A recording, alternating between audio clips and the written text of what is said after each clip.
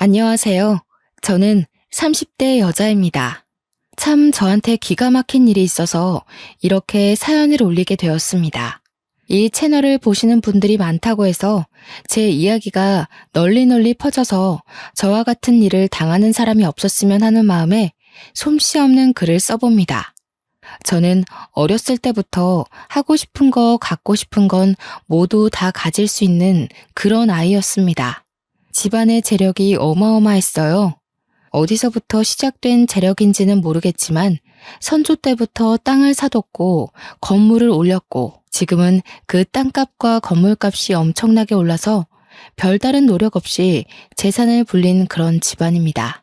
거기다가 저는 형제 자매도 없는 외동딸이었어요. 저희 부모님께서 저를 얼마나 금지옥엽 귀하게 키우셨겠어요. 그래서 그런지 철도 좀 없고 돈도 물 쓰듯이 쓰는 그런 경향이 있었죠. 저희 부모님은 제가 결혼하는 것도 싫어하셨어요. 하나뿐인 딸 오래오래 함께 살고 싶다고 그렇게 노래를 부르셨죠. 저도 돈 쓰는 맛에 노는 걸 좋아해서 결혼이라는 걸 그렇게 깊게 생각해 본 적도 없었고요. 부모님은 제가 혹여라도 마음이 바뀔까 연애하는 것도 상당히 싫어하셨습니다. 그런데 어떻게 연애를 안 하고 살 수 있겠어요? 저한테는 남자친구가 당연히 있었습니다. 돈도 많고 얼굴도 야금야금 각종 시술을 했던 터라 스스로 꽤 예쁘다고 자부할 수 있었어요. 비싼 돈 주고 헬스장에서 개인 트레이너를 붙여서 운동도 했고 매일같이 다이어트 식단으로 식사를 채웠습니다. 자기 관리를 잘하는 여자인 셈이죠. 제 남자친구는 저의 절친의 오빠였습니다. 얼마나 절친이냐면 서로 서랍에 속옷이 몇 개가 있는지 알아맞힐 수 있을 정도로 절친이었어요. 철없이 놀러 다니는 데만 힘을 쏟는 저와 달리 똑부러지고 공부도 잘했던 친구였기에 저희 부모님도 엄청 좋아하셨고요. 제 절친의 말이라면 썩은 땅이라도 믿고 사실 분들이었죠. 처음 절친의 오빠와 사귀게 된 계기는 별것 없었습니다. 그냥 오빠가 저를 마음에 든다고 했고 당시 남자친구와 헤어졌던 터라 한번 만나나 보자 하는 마음에 소개를 받았고요. 근데 생각보다 너무 잘생긴 거예요. 아직 나이가 어리니까 얼굴이 전부 아니겠어요? 거기다가 저에게 엄청 자상하게 대해주는데 저도 모르게 마음을 홀랑 빼앗기고 말았습니다. 거기다가 친구와 오빠 사이도 상당히 좋아 보였습니다. 원래 남매라는 게 서로 물어뜯는 재미로 산다고 하던데 이 남매들은 서로를 못 챙겨서 안달이 난 것 같이 굴었거든요. 아무튼 저는 한 남자친구를 6개월 이상 만나본 적이 없었는데 오빠랑은 벌써 2년 가까이 사귀고 있었던 시점이었어요. 친구네 집은 솔직히 잘 사는 축에 끼지도 못하는 집이었습니다. 그냥 평범함에서 조금 덜 사는 수준? 아버지께서 평범한 회사원이시고 어머니는 가정주부이신 그런 집이요. 학자금 대출을 갚느라 힘들어하는 친구에게 제가 몇 번이나 대출금을 갚아주겠다고 했지만 친구 자존심에 그건 싫었나 봐요. 딱 잘라 거절하기에 저는 대신 맛있고 비싼 밥이나 사주고 말았죠. 친구는 학원을 다니면서 하루 종일 공부했지만 저는 비싼 과외를 받고 추천서를 돈 주고 사서 대학을 가고 뭐 그 정도 차이는 있었습니다.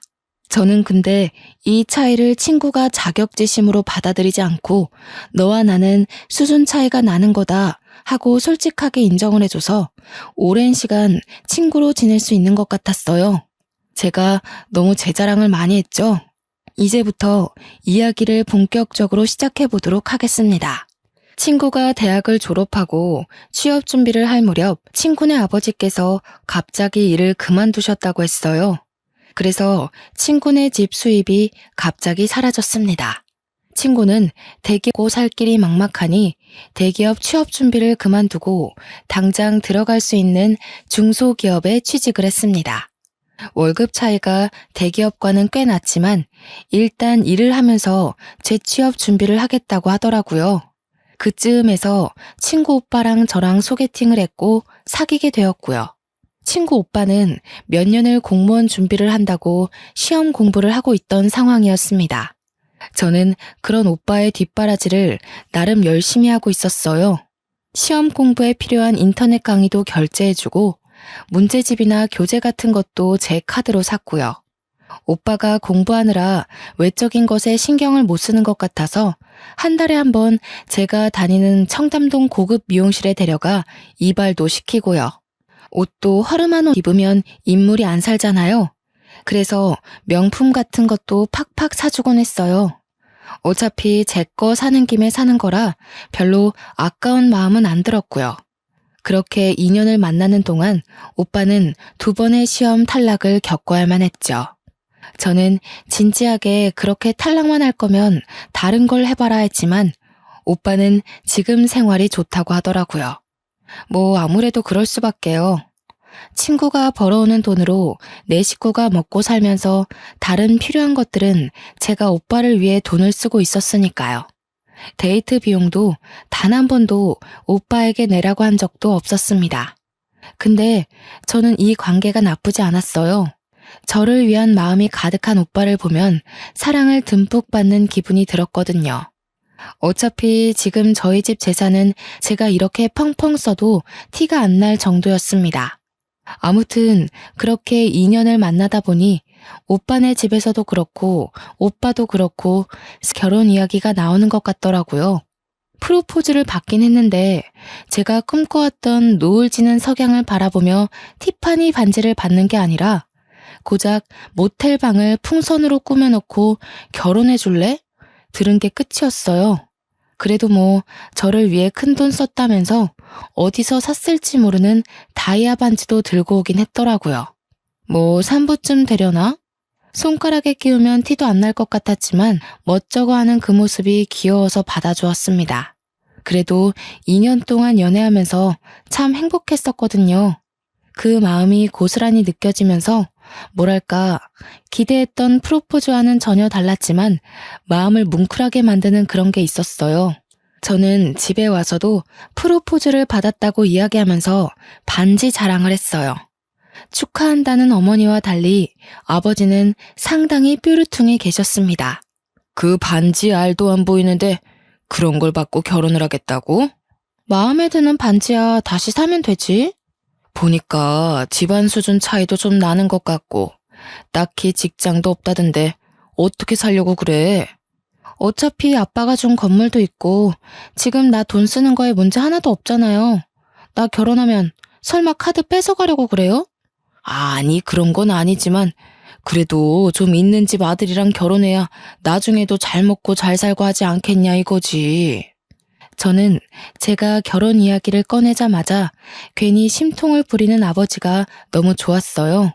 엄청나게 서운하다고 나중에 저를 붙잡고 이야기하셨지만 결혼이라는 것에 한번 빠지기 시작하니까 불도저가 되어버리더라고요. 그래서 저는 더 이상 반대는 하지 말아달라고 이야기하고 결혼 준비에 돌입했죠. 제가 다른 건 몰라도 우리 주위 울리진 않겠습니다. 무슨 일이 있어도 사랑해주고 아껴주겠습니다. 허락해주셔서 감사합니다. 오빠는 저희 집에 와서 몇 번이고 인사를 드렸고 그때마다 아버지의 마음도 누그러지는 것 같았습니다. 하지만 그러면서도 꽤나 서운하신 마음을 드러내고 싶으셨는지 오빠를 향해서 한마디 하시더라고요. 내가 다른 건 다 양보해도 올해 안에 결혼하는 건 양보 못해. 내년 5월에 하도록 해. 내년 5월까지는 1년 정도 남은 상황이었습니다. 오빠는 올해 안에 꼭 하고 싶다고 했지만 저도 사실 긴박하게 준비하고 싶지는 않았기 때문에 아버지 말에 찬성을 했죠. 그러면서도 아버지는 저에게 언제라도 그만두고 싶으면 쿨하게 그만두라면서 이야기해 주셨어요. 결혼은 하겠다고 마음먹고 준비를 시작하면 파혼하고 싶을 때 용기가 안 생기는 법이라고 하시면서요.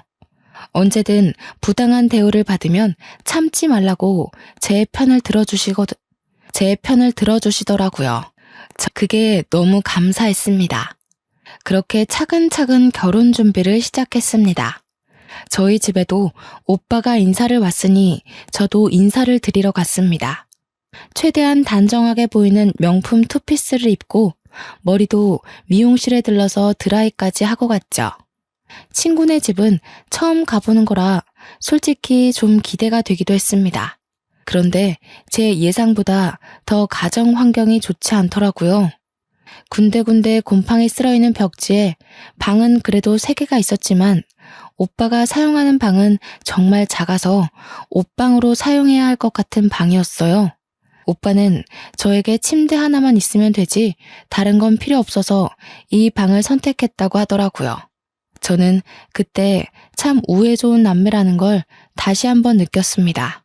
오빠가 더 큰 방을 사용할 수 있었음에도 동생을 위해 양보한 거니까요.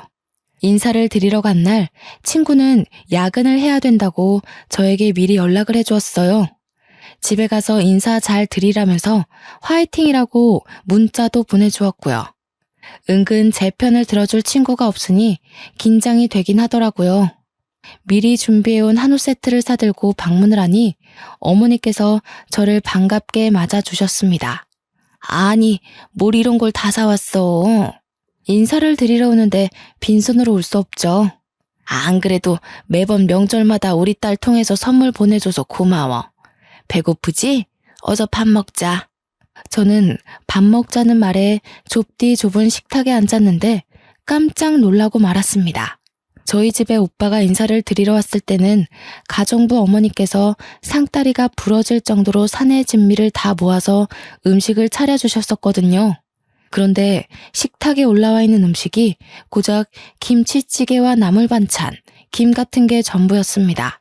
간만에 요리하려니까 삭신이 쑤시더라. 설거지는 우리가 할 테니까 밥 먹고 좀 쉬어. 저는 오빠의 말에 2번 놀랐고요.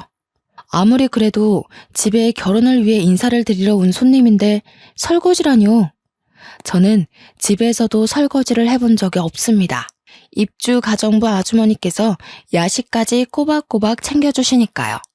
거기다가 일도 하지 않으시는 가정주부인데 김치찌개 끓이시고는 삭신이 쑤신다고 하시는 게 좀 이해가 가지 않았습니다. 근데 그렇다고 제가 이 자리를 박차고 나갈 수 있는 건 아니었으니까 조용히 밥을 먹었습니다. 그릇에 이도 나가고 생각보다 더 어려운 형편인가 싶어서 걱정이 되긴 했습니다만 티는 내지 않았어요. 식사를 마친 뒤 정말로 설거지를 하러 가는 오빠를 보면서 나도 도와야 하나 우물쭈물하고 있는데 아버님이 저에게 앉아서 쉬라고 하시더라고요. 저는 냉큼 거실 소파에 앉았습니다. 그러자 어머님께서 저에게 별로 곱지 않은 시선을 보내는 듯 했어요. 아이고, 우리 아들이 간만에 설거지하느라 고생하겠네. 저에게 설거지를 하라는 의미인가 싶었지만 아버님께서 기침을 하자 어머님의 볼멘 소리가 줄어들었습니다. 갑자기 뭔가 생각난 듯 낡은 냉장고에서 과일을 꺼내오시더라고요. 그러더니 저에게 과도를 지어주시는 게 아니겠어요? 우리 며느리 과일 얼마나 예쁘게 깎나 한번 보자. 저는 과일도 제 손으로 깎아본 적이 없었기 때문에 너무나도 당황스러웠습니다. 그렇다고 여기서 과일을 깎아본 적이 없다고 과도를 어머니께 다시 쥐어드릴 수 있는 상황이 아니라서 조용히 사과를 깎아내었어요. 어머, 얘 과일 깎는 것 좀 봐. 이렇게 깎으면 뭐 먹을 게 있겠니? 아깝게 껍데기에 살이 다 붙었네. 아휴, 과일도 하나 못 깎아서 어떡해? 저에게 핀잔을 주문 어머님의 말에 제 얼굴은 홍당무가 되었죠. 거기서 당당하게 이런 거 해본 적이 없어서요 했어야 했는데 당시에는 그게 너무 되바라진 모습 같아 보일까봐 그러지 못했습니다. 아버님은 조용히 제가 깎은 사과를 드셨어요. 깎는데 시간이 너무 오래 걸려서 갈변된 사과를 드시면서도 괜찮다 하시더라고요. 어머님만 입술을 삐죽이셨죠. 설거지를 끝내고 온 오빠가 이런저런 이야기를 부모님과 나누고 저는 끼어들지도 못해서 조용히 과일을 집어먹었습니다. 그렇게 어색한 인사 자리가 끝나고 집으로 가려는데 오빠가 데려다 주겠다고 하더라고요. 저는 차가 있어서 차를 끌고 왔지만 오빠는 차가 없었거든요. 그리고 어차피 제가 운전해서 가면 되니까 굳이 그럴 필요가 없었는데 귀찮게 데려다 준다고 해서 됐다고 말하려는 순간이었어요. 얘, 시간이 늦었는데 어딜 데려다 주고 온다는 거야? 늦은 시간에 혼자 가는 남의 딸은 별로 위험해 보이지 않으셨나 봐요. 나 어차피 차 가지고 왔으니까 혼자 가도 돼. 저 이만 가보겠습니다. 차가 있어? 어떤 차? 너네 집 꽤 잘 산다고 했지? 갑자기 물어보는 시모의 말에 저는 꿀먹은 벙어리가 됐어요. 그렇게 면전에 대놓고 우리 집 잘 사냐고 물어볼 줄은 몰랐습니다. 친구랑도 오랜 시간 알아왔으니까 대충 들어서 알고 계실 줄 알았거든요. 아니, 내가 대충 듣긴 했는데 그래도 본인한테 듣는 게 더 정확하니까. 건물이 몇 채나 있다고 들었는데 맞지? 네. 저는 대충 대답하고는 그 자리를 도망치듯 빠져나왔습니다. 제 반응에 오빠가 좀 이상한 낌새를 느꼈는지 굳이 아파트 입구까지 따라 나와서는 사과를 했어요. 네가 너무 마음에 드셔서 질문을 좀 생각 없이 하신 것 같아. 벌써부터 가족같이 생각하시나 보다. 우리 자기 점수 많이 따서 좋겠네. 저는 오빠의 말에 조금 안심이 되었습니다. 가족같이 생각해서 그런 질문을 했다고 하면서 점수를 많이 딴 거라고 하니까요. 저는 오늘 즐거웠다고 인사를 하고는 집으로 돌아왔어요. 부모님께서 은근 궁금해하는 눈치셨지만 솔직히 말해봐야 흠만 될 것 같아서 잘 먹고 잘 쉬다 왔다고 둘러댔습니다. 이제 별 문제 없이 결혼 준비만 하면 되겠지 했던 제 생각은 아주 산산조각이 났습니다. 자꾸 시어머니 되실 분이 저에게 돈 가지고 훈수를 두기 시작한 거였어요. 예, 네가 이제 내 며느리가 될 거니까 솔직하게 한마디 해도 되겠니? 무슨 문제 있으세요? 아니, 너 지난번에 집에 올 때 입었던 옷, 그거 땡땡 명품 브랜드 옷 맞지? 그렇게 자꾸 사치 부리다가는 버는 족족 옷 사고 가방 사는데 다 나가지 않겠니? 우리 아들이 이제 공무원 되면 공무원 월급으로는 상상도 못할 건물들이잖아. 저는 제 카드를 사용해서 사는 물건들인데 저한테 왜 그런 말을 하는지 이해하지 못했습니다. 어차피 결혼해서도 물려받은 제 건물들에서 나오는 월세로 사고 싶은 거 사고 놀러 가고 싶으면 놀러 가고 그렇게 살 건데 말이죠. 나는 그런 가방이 하나도 없는데 며느리만 그렇게 좋은 거 들고 다니면 내 친구들이 뭐라고 하겠어. 며느리한테 대접도 하나 못 받는다. 그렇게 생각할 거 아니야? 안 그래? 결론은 저에게 명품 가방을 사달라는 이야기였어요. 저는 솔직히 못해줄 이유가 없긴 했죠. 하지만 말을 곱게 하지 않으니까 그럴 마음이 좀 사라지기는 했죠. 평소 같으면 친구에게 연락을 해서 이런저런 이야기를 할 텐데 본인 부모님 이야기니 함부로 할 수도 없고 저는 결국 오빠와 함께 시어머니께 드릴 가방을 사러 쇼핑을 갔습니다. 오빠는 자기 돈 아니라서 그런지 이것저것 비싼 가방들만 보더라고요. 저는 좋은 게 좋은 거라 생각하면서 시어머니께 드릴 가방과 스카프, 드릴 지갑과 벨트를 샀습니다. 제가 선물을 한 보따리 들고 시댁에 방문하자 정말 엄청나게 좋아하시더라고요. 어머, 얘 뭐 이런 걸 다 사왔어? 네가 나 기살려주려고 아주 작정을 했구나. 근데 여기 브랜드보다는 V 브랜드가 더 비싸지 않니? 저는 선물을 받아놓고도 약간 투정을 부리는 모습에 미간이 살짝 구겨졌습니다. 그런 저의 표정을 보고 오빠가 시어머니께 한 소리를 했어요. 가방 모델마다 가격은 다 달라요. 며느리가 시어머니께 점수 따려고 사온 건데 그렇게 표현해야겠어요? 아니 뭐 내가 뭘 어쨌다고. 아무튼 고맙다 얘. 안 그래도 할 이야기가 있었는데 잠깐 앉았다가 가라. 저에게 할 이야기가 있다고 하시면서 커피를 타주시더라고요. 믹스커피지만 워낙 달달한 걸 좋아하기 때문에 감사합니다 하고 받았습니다. 아니, 내가 지난번에 왜 건물 몇 채 있느냐고 물어봤었잖아. 거기 혹시 비어있는 자리도 없니? 아마 지금은 없을 거예요. 계약 기간이 6개월 정도 남은 자리는 있고요. 그래? 그럼 잘 됐다. 알다시피 우리 딸이 혼자 벌어다가 가족들 생계를 책임지고 있잖니. 하루 이틀 미안해야지 원. 그래서 말인데 나랑 바깥 양반이랑 가게라도 한번 해볼까 하는데 며느리 좋다는 게 뭐야. 자리 하나만 내줘. 건물에 임대를 달라는 말씀이시죠? 우리가 가진 게 별로 없어서 보증금도 못 주긴 하지만 그래도 노후 준비는 해야 되지 않겠니?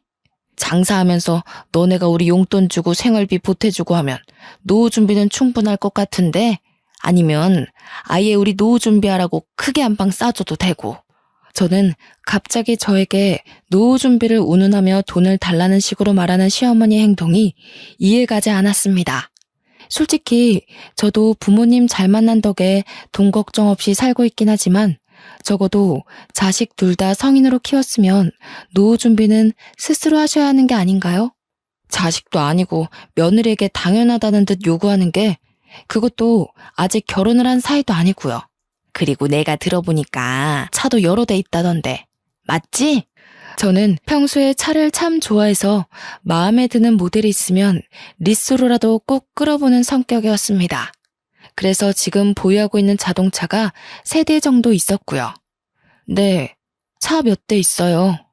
아니, 우리 차가 벌써 16년 가까이 된 경차거든.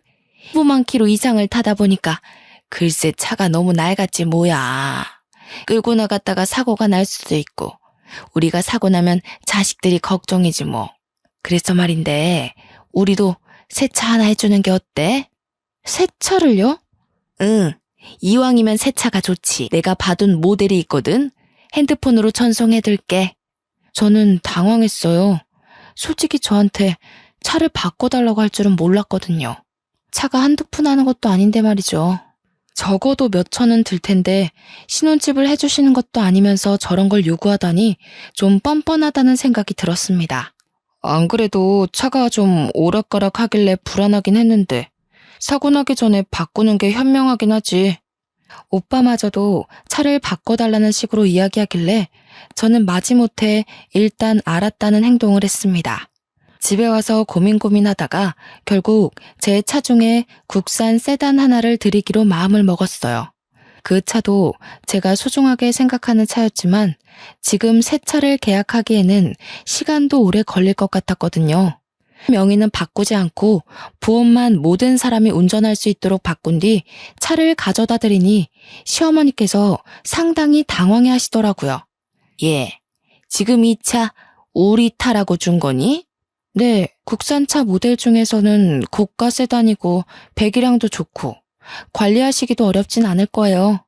보험도 제가 받고 나서 바로 타시면 돼요. 시어머니는 알겠다고 하시고는 집으로 획 들어가 버리셨어요. 아무리 그래도 차 한 잔 먹고 가라는 소리도 없이 그러셔서 조금 서운했습니다. 일단 차도 해드렸겠다. 이제 혼수만 제대로 준비하면 되려나 싶었습니다. 근데 문제는 거기서 끝나지 않았습니다.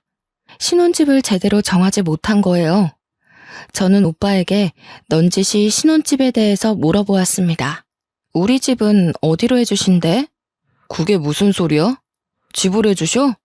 혼수는 내가 다 해갈 거고 차도 드렸잖아. 원하시는 명품들도 싹 선물로 드렸으니까 집은 해주셔야지. 우리 부모님이 그러시던데? 와, 진짜 있는 사람들이 더하다고 하더니 너무한 거 아니야? 우리 부모님 집 봤지? 노후 준비도 제대로 못 하신 거.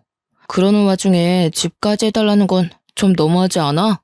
그러면 집까지 나보고 하라는 이야기야? 지금 너도 돈 가지고 유세 떠는 거야? 솔직히 나는 우리 사이에 돈 문제로 이렇게 싸움이 난 적 없어서 이 상황이 너무 지치네. 당연히 집은 너희 집에서 해주는 줄 알았어. 그러면서 어깨를 축 늘리는 오빠의 모습에 저는 미안한 마음이 조금 들었어요. 오빠의 말 맞다나 제가 훨씬 잘 살고 있으니 사랑만 있다면 누가 집을 해오는 게 문제가 될까요? 어차피 명의도 제 명의로 두면 되는 것인데 제가 너무 스트레스를 받아서 오빠에게 인색하게 군 것 같았습니다. 저는 알겠다고 하고 부모님께 이 이야기를 전했어요. 그러자 아버지께서 상당히 불편해하셨습니다. 아무리 집에 돈이 없어도 그렇지. 이것저것 다 요구하는 것도 모자라서 집까지 해달라고?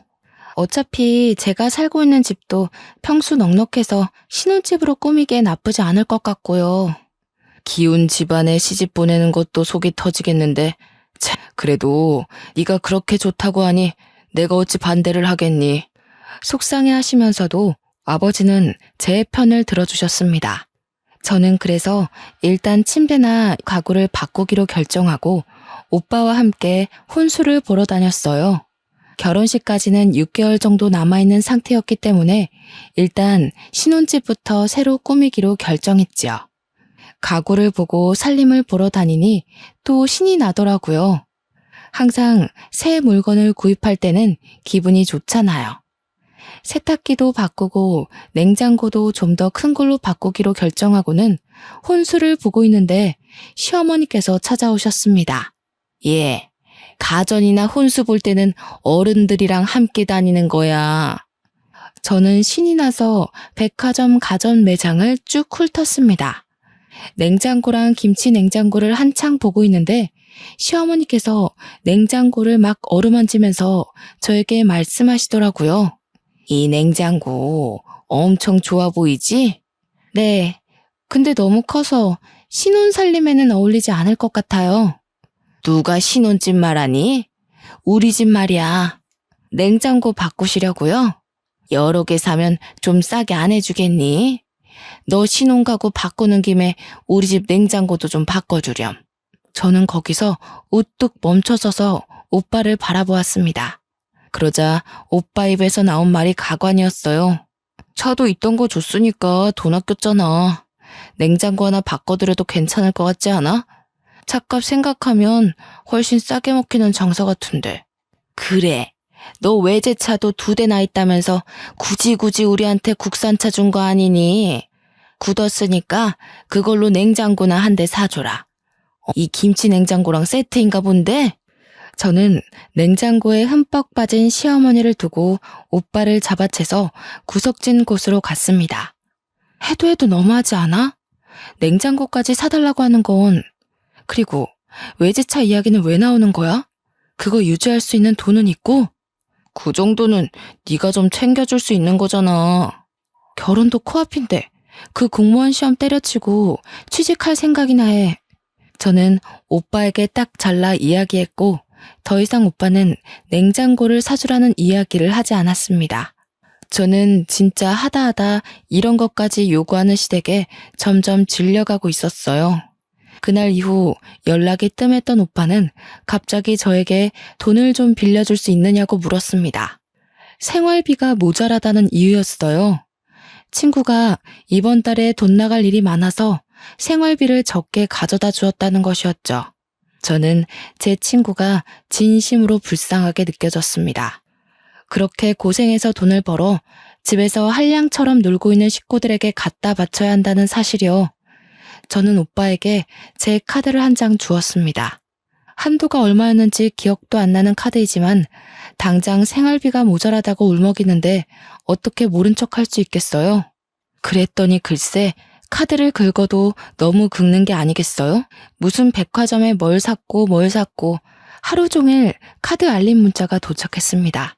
저는 그 내역에서 또 한 번 깊은 빡침을 느꼈죠. 어머님께서 가지고 싶다던 냉장고를 결제한 내역이 떡하니 있는 게 아니겠어요? 오빠, 지금 내 카드로 냉장고를 산 거야? 지금 내 카드 내역 일일이 확인한 거야? 그게 왜 오빠 카드야, 내 카드지. 문자 알림 오는 거 몰라서 그래? 생활비가 모자라다더니 웬 냉장고를 긁어? 우리 집 냉장고가 많이 낡아서 고장이 났어. 급하게 사느라 어쩔 수 없이 네 카드 좀 썼어. 미안해.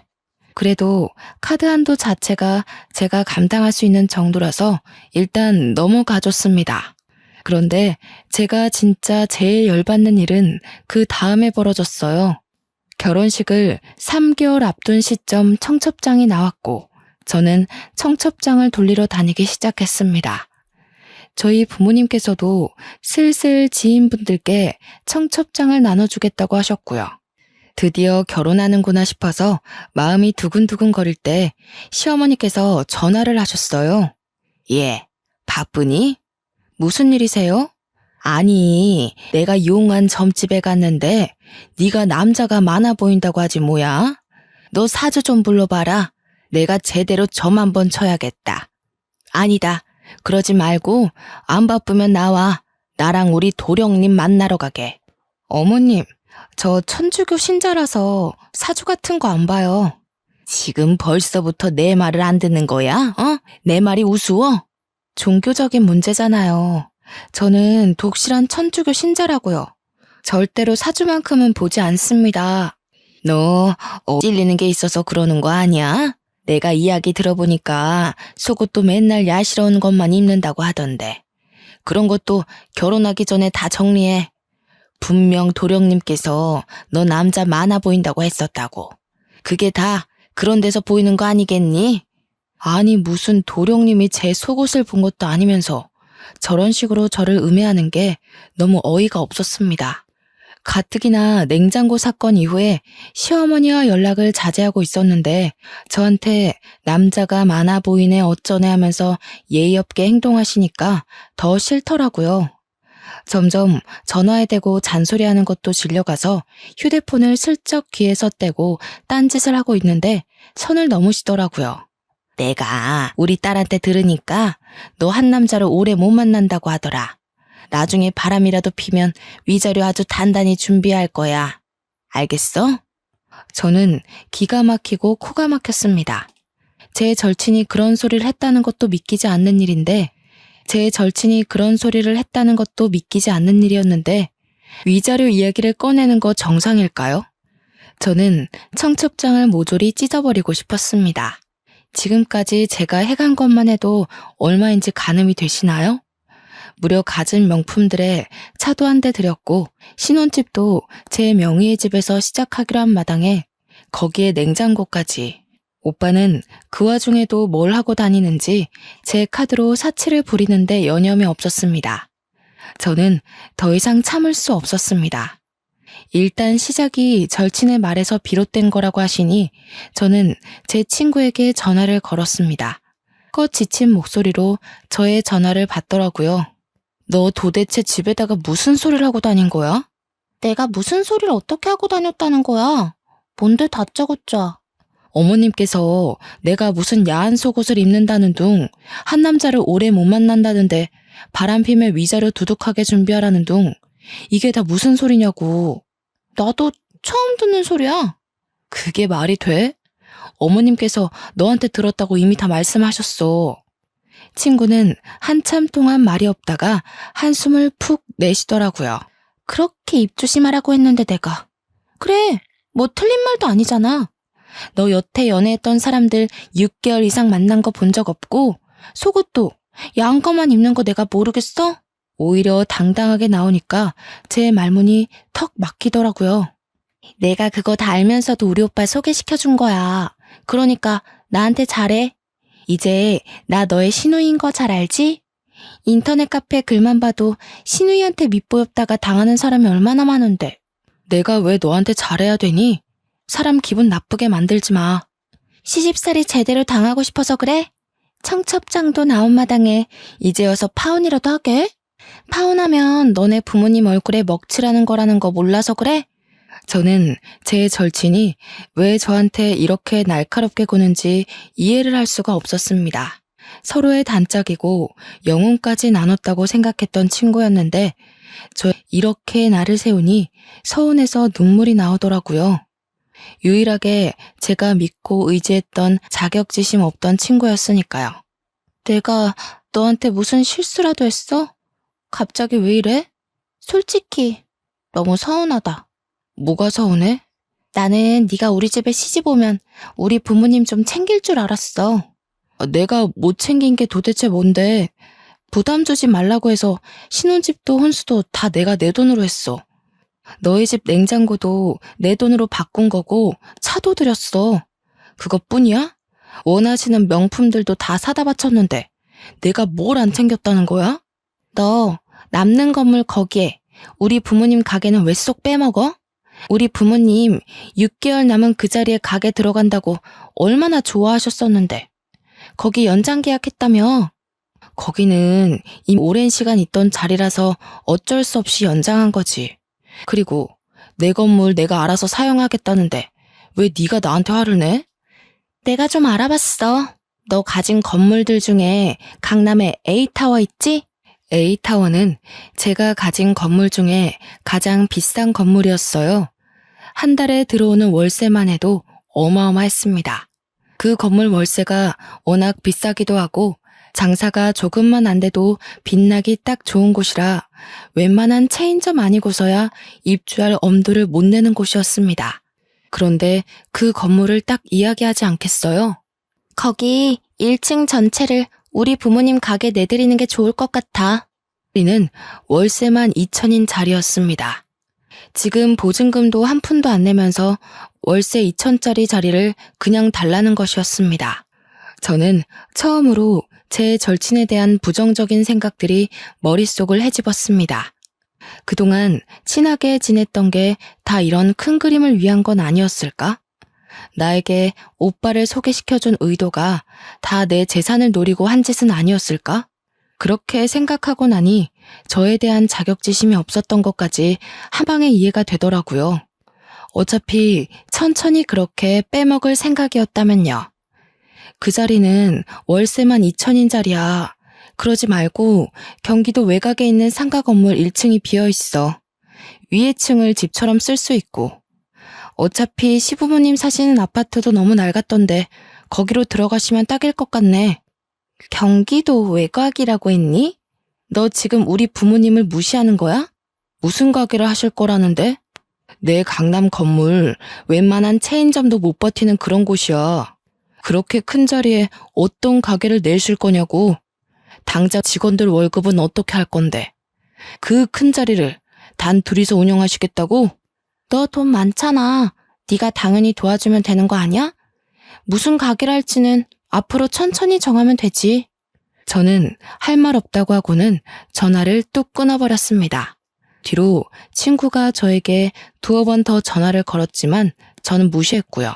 이 정도면 저도 파혼할 명분이 충분하다는 생각이 들었습니다. 마음을 다시 한번 다잡았어요. 절대 그 어떤 것에도 흔들리지 않고 이대로 파혼하겠다고 마음을 먹었습니다. 저는 행동에 바로 옮기기로 했어요. 아버지께 전화를 드려서 청첩장을 돌리지 말아달라고 했습니다. 이미 친한 몇몇 지인분께 돌린 것을 알고는 있지만 지금이라도 늦지 않았다고 생각했어요. 아버지는 왜 그러느냐고 물어보셨고 저는 그동안 있었던 일을 쭉 나열했습니다. 그리고는 아버지 말대로 파혼하겠다고 말씀을 드렸어요. 한참 동안 말이 없던 아버지께서 집으로 오라고 하셨고 저는 호되게 혼날 각오를 한 뒤 집에 갔습니다. 그러자 아버지와 어머니께서 저를 위해 따끈한 밥상을 차려두셨더라고요. 그동안 고생했다면서 얼마나 마음이 힘들었을지 상상조차 안 된다고 하시면서 밥 먹자고 하셨어요. 저는 뜨끈한 쌀밥을 목구멍에 밀어넣으면서 눈물을 흘렸습니다. 그 뒤에 휴대폰을 확인하니 오빠와 시부모님에게도 여러 통 전화가 와 있더라고요. 저는 일단 오빠를 제외한 모든 사람을 수신 거부 처리해 두었습니다. 물론 제 절친도 함께요. 그리고는 오빠에게 전화를 걸었습니다. 왜 이제서야 연락이 돼? 지금 뭐 하는 짓이야? 할 말이 뭔데? 나도 마침 할 말 있어. 먼저 말해. 오늘 내 동생이랑 통화했다며. 이야기 다 들었어. 아무리 강남 건물이 아깝다고 해도 우리 부모님한테 어떻게 경기도 외곽으로 가라고 할 수 있어? 그리고 다른 건물에서도 월세 많이 받으면서 고작 2천 가지고 쪼잔하게 굴 거야? 저는 기분이 확 상했습니다. 그동안 제가 참아준 것들을 생각도 안 하고 고작 2천 가지고 쪼잔하게라뇨. 저도 좋은 소리가 나가지 않더라고요. 우리 파혼하자. 뭐? 너 지금 결혼 애들 장난이야? 파혼이라니. 우리 만나서 이야기해. 오빠는 제 파혼 통보에 적잖이 당황한 것 같았습니다. 결국 카페에서 만나기로 약속을 잡았습니다. 웃기게도 제가 카페에 가니 시댁 식구들이 전부 다 나와 있더라고요. 너 지금 뻔뻔하게 파혼이라고 했니? 내가 이럴 줄 알았어. 남자 생겼지 너. 아줌마, 막말하지 마시고요. 파혼할 거니까 그런 줄 아세요. 일단 내가 준 차부터 내놓으시고 오빠는 내 카드 쓴 것도 내역 정리해서 줄 테니 입금해. 차 줘놓고 무슨 소리야. 너 때문에 우리 차 팔았던 건 생각 안 하고 차를 내놓으라고? 이대로는 파혼 못해. 위자료 내놔. 위자료? 너 지금 나한테 위자료를 내놓으라 했어? 지금 누가 누구한테 할 소리를 해? 그날은 도무지 서로 자기 할 말만 하느라 대화가 이루어지지 않았습니다. 저는 집에 돌아오자마자 아버지 지인 변호사를 통해서 제 카드를 쓴 내역을 모조리 정리해 소송을 걸기로 했어요. 그간 쓴 내역을 확인하니 무려 4천만 원이나 썼더라고요. 그리고 15만 킬로 주행한 경차를 중고로 구매했습니다. 거의 다 쓰러져가는 차라서 그런지 얼마 안 하더라고요. 제가 준 차는 바로 보험부터 바꿔버리고 대리기사에게 스페어 키를 주고 집으로 가져달라고 했고요. 경차를 가져다 두었습니다. 제가 도무지 파혼에 대한 생각을 굽히지 않자 저에게 미안하다고 집 앞으로 찾아와 빌고 있는 오빠에게 경차 차 키를 던져주었습니다. 저에게 치사한 거 아니냐고 하더라고요. 저는 대꾸하지 않고 다음날 변호사를 통해 내용 증명도 보냈고요. 당장 돈 때문에 발등에 불이 떨어진 오빠네 가족 모두 다 저희 집에 찾아와서 울고 불고 빌고 나중에는 소리 지르고 난리를 치더라고요. 저는 조용히 경찰을 불러서 해결했습니다. 아버지는 제게 아주 강단있는 결정을 했다면서 칭찬해 주셨고요. 그날을 계기로 하나 배웠습니다. 사람은 급이 맞는 사람과 살아야 한다는 것을요. 비록 절친을 잃었지만 어차피 겉과 속이 다른 사람이었으니 큰 미련 두지 않기로 했습니다. 저는 제가 살던 집을 처분했고 지금 본가에 들어와 살고 있어요. 부모님과 행복하게 살다가 나중에 선봐서 급 맞는 사람과 결혼하려고 합니다. 제 이야기를 들어주셔서 너무나도 고맙습니다.